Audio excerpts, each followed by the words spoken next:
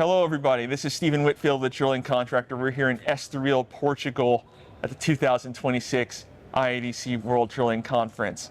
And with me right now is a man who, if you follow all of our videos, you're going to remember him because we last spoke with him on a rig in Texas.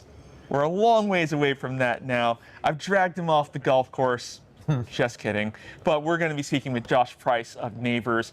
He spoke here at the conference today about commercial models and kind of how we can adapt them to better fit our current drilling environment. A lot of great insight.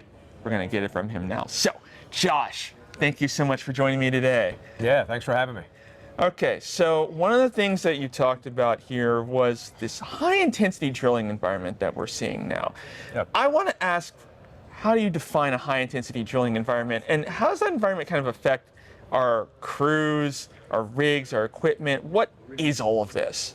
Yeah, so let me give you a few statistics to start out with that I think will illustrate what high-intensity drilling means to us. Is in West Texas, from 2018 to now, we've increased our footage per day by over 130%. Our days on well are down almost 45%. Our lateral footage drilled is up over 25%. So you take all that into account, and we're drilling faster, we're drilling longer, and we're drilling it in half the time. So that's intense. That's high intensity drilling for our crews and our rigs. And a crew on a 12-hour tower, he can no longer take a break, really. You used to be able to, between a drilling connection, you might have 30 minutes an hour. Now they're doing 4 to 5 drilling connections in an hour. So they're on the rig floor all day long. They don't have a lot of time to go do maintenance, to go, take care of the other equipment down in the backyard. So they're working their 12-hour tower. Now, this is the part of your presentation that I find the most interesting, the crux of it.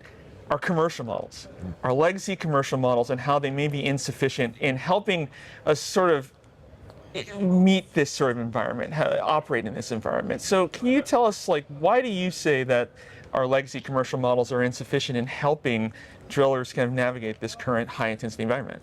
Because of the high-intensity drilling that we're doing today, our maintenance costs per rig year is up almost 50%. So it costs us a lot more money to keep our rigs running and maintain our rigs. So the legacy day rate model doesn't really reflect the benefits that we're getting from the efficiencies that we're gaining.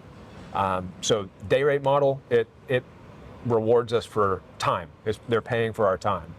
I think the new models need to reflect the outcome and what outcomes we're actually bringing to our customer.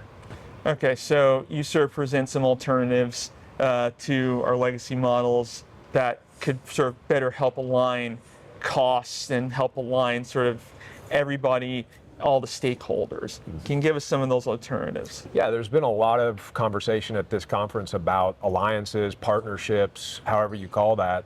That's what we think is needed in the future to continue to advance the drilling industry, continue to advance the efficiency gains.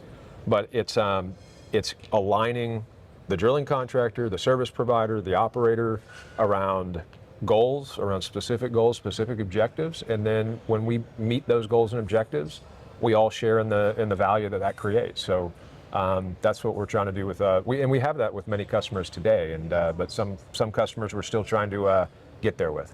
Oh yeah, well, if we know anything about Nabors, we know that you guys are all about partnerships. So that's really, really cool to see. All right, Josh, thank you so much for taking the time to speak with us. We really appreciate it. Yeah, thank you.